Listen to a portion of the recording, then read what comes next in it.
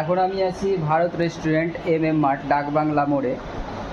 এই এসিটা সার্ভিস করতে এসেছি।